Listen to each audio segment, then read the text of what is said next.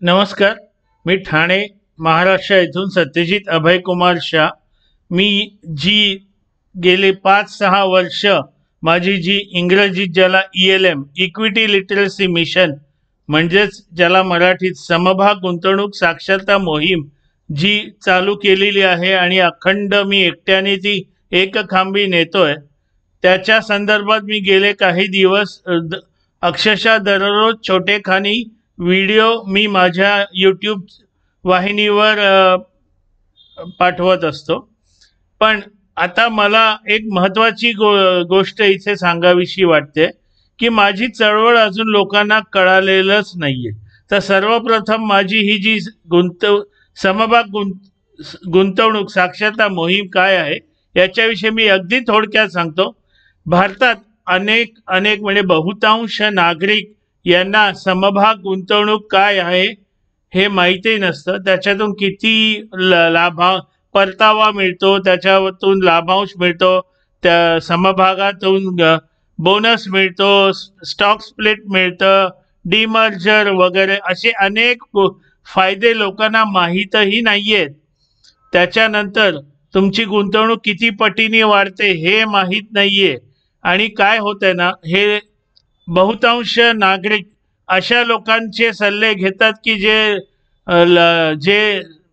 So called सल्ला देणारे, म्हणजे आजकाल भारतात प्रत्येक जण स्वतःला वॉरन बफे किंवा राकेशभाई झुनझुनवाला किंवा केडिया साहेब असे सगळे स्वतःला हे समजायला लागलेत. कारण ते काहीतरी कुठल्या तरी यूट्यूब च्या व्हिडिओवर एक काहीतरी बघतात. PE म्हणजे काय, DMA म्हणजे काय, EMA म्हणजे काय. खरं तर त्यांना DMAचा फुल फॉर्मही माहीत नसतो. बुक व्हॅल्यू काय, मग बुक व्हॅल्यू ह्याच्यावर असेल तर मग असं करायचं. आणि असे काहीतरी अर्धवट माहिती घेऊन जे अनेक लोक गुंतवणूक करतात आणि त्याच्यात फसतात. मग लोकांना सांगतात की समभाग गुंतवणूक हा एक सट्टा आहे, तर ह्याच्यापासून बाहेर राहा. त्याच्यामुळे अनेक जण ह्याच्यापासून बाहेर राहतात आणि बिचारे नाईलाजाने 5, 6, 7, 10, 11, 12, 14% फक्त परतावा मिळून ते बिचारे गप्प बसतात, रडतात. महागाई वाढते, त्यांच्या गुंतवणुकीवर परतावा मिळत नाहीये, मुलांचं शिक्षण कसं करायचं कळत नाही, लग्न कशी करायची माहीत नाही. ह्या सगळ्या ह्याच्यावर मी फक्त भारतीय नागरिकांना समभाग गुंतवणूक काय आहे हे सांगण्याचा प्रयत्न करतोय. तर अनेक जण माझ्याकडून काही विचित्र अपेक्षा करतायत. तर कृपया मी आता खाली काही वाचून दाखवते, कारण मी सगळे लिहून काढलेत. हे असले प्रश्न मला कृपया विचारू नकात. आता मी कुठल्या समभागात गुंतवतो, त्याच्यानंतर यापूर्वी मी कुठल्या समभागात गुंतवलंय, त्याच्यानंतर तुमचे अख्खा पोर्टफोलिओ आम्हाला सांगा. त्याच्यानंतर एका तर महिलेने काय सांगितलं की तिने 8.5 लाख रुपये घालवलेत ऑप्शन्स फ्युचर्स मध्ये, हे नवऱ्याला माहित नाही. तर ती मला भाऊ म्हणाली, भाऊ तुम्ही मला ह्याच्यातून वाचवा. मी कसं वाचवणार? ही माझी चळवळ त्याच्यासाठी नाहीये. आणि तुम्ही जी घाण केली ती मी काय येऊ काढायला. त्याच्यानंतर समोरचे काय सांगतात, माझा पोर्टफोलिओ करून द्या. हे असलं काही मी करत नाही. काही जण तर अगदी म्हणजे कुठल्या राजकीय पक्षाचे आहेत माहित नाही, आम्हाला सगळं शिकवा, हे तुम्ही कसं शोधून काढता. अरे काय बोलण्याची पद्धत असते, सांगण्याची पद्धत असते. पण सर्वप्रथम मी काय करतो माझी चळवळ तरी समजून घ्या. त्याच्यानंतर फंडामेंटल अनालिसिस म्हणजे काय, टेक्निकल अनालिसिस म्हणजे काय हे आम्हाला समजवा. त्याच्यानंतर एखादा अचानक उठतो म्हणतो माझ्याकडे 1 लाख आहेत, तर सांगा कुठे गुंतवू. त्याच्यानंतर मी कुठल्या तरी समभाग समजा मला आवडला आणि मी त्याचं डिटेल ॲनालिसिस हे मी करून पाठवत होतो पूर्वी माझ्या स्टेटसला. ते मी बंद केलं, कारण लोक त्याच्यावरही वेगवेगळे भलते मागणी करायला लागलेले आहेत.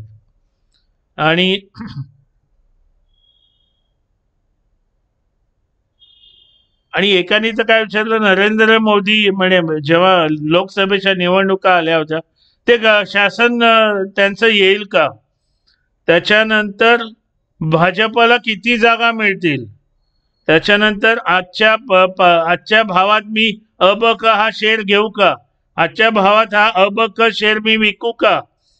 त्याच्यानंतर एकाने तर सांगितलं मला भरपूर नुकसान झालंय तर मला ह्याच्यातून बाहेर काढा.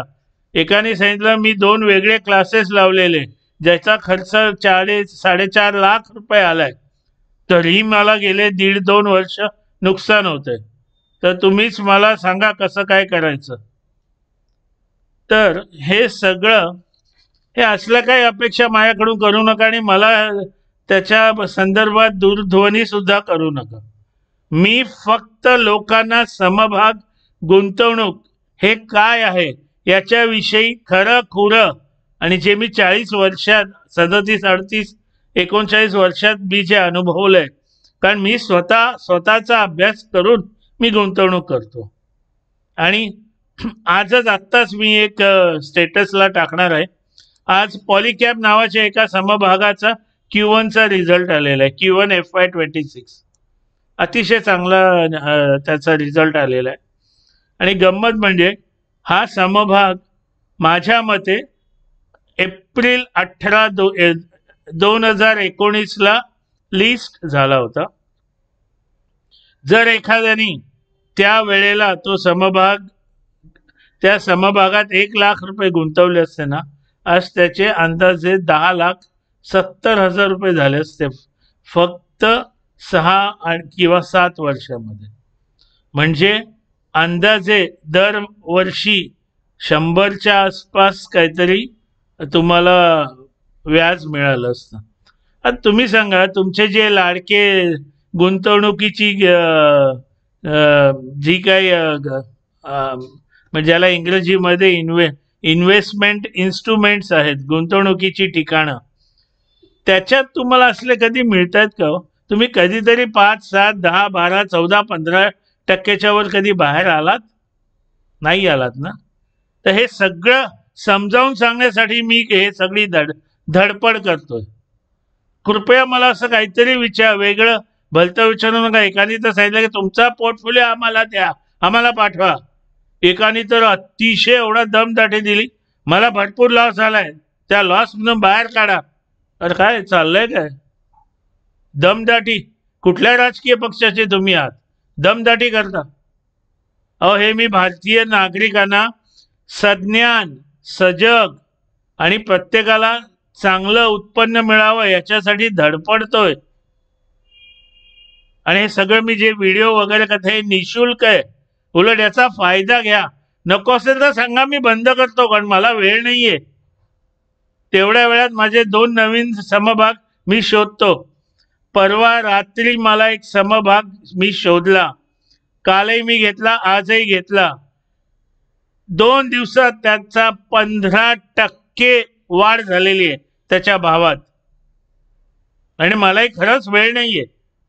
मी नवीन समभाग आणि माझी समभाग शोधायची पद्धत ही जगात कुठेच नाहीये. मी अतिशय वेगळ्या पद्धतीने करतो.